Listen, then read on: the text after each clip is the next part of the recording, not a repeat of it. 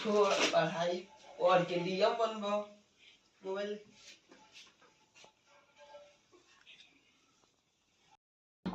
अरे बबुआ, पप्पू मोबाइल चला रहा है, पढ़ नहीं रहा है। अरे हरामखोर, खाली मोबाइल चलावत ले, पढ़ लिख करेंगे तोरा।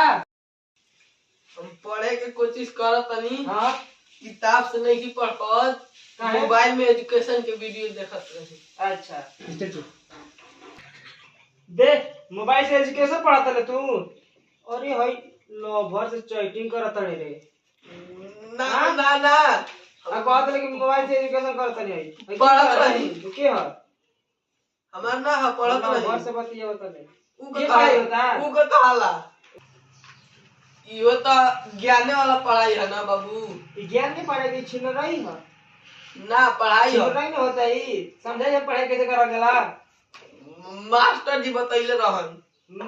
मास्टर जी के मारो तहरो मार। अपन अपन हाजिरी पर ध्यान दिया जा।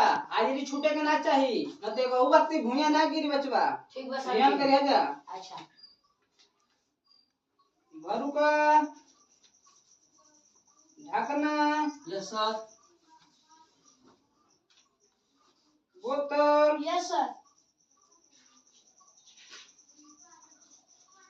सैफली खान।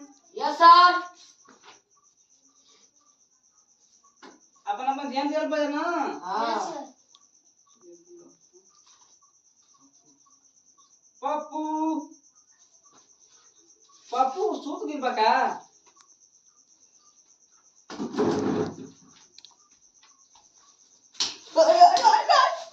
ध्यान रख हाजिरी पर। यो सर। यस। अरे पप्पू, तोर ससुराल है कि क्लास है? पढ़े वाला कि सुते वाला है जा? सर जी, हम एगो बहुत बढ़िया सपना देखत रही। हमार ITI में फार्म भरा गिल बा, तिले तू जगा दिल है आके। अरे मूर्ख, सपना देखला से कुछ ना होला, ओकरा खातिर पढ़े के पड़ेला। अरे मास्टर जी, हमर सपना में भी मैथ के सवाल पूछल गई रहे, पर हम छोड़ के भाग गई नी।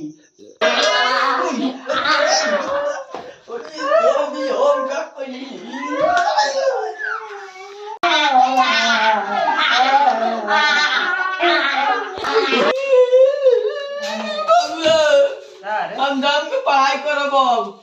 अचानक ही ज्ञान कहाँ से चेंज हो गई? गुरुजी के डांटा बदल बा आज। अच्छा चल ठीक है, तब पढ़। मन लगा के पढ़िए, मोबाइल सोबाइल मत देखिए। आज हम मोबाइल छूबे ना करो। ठीक है।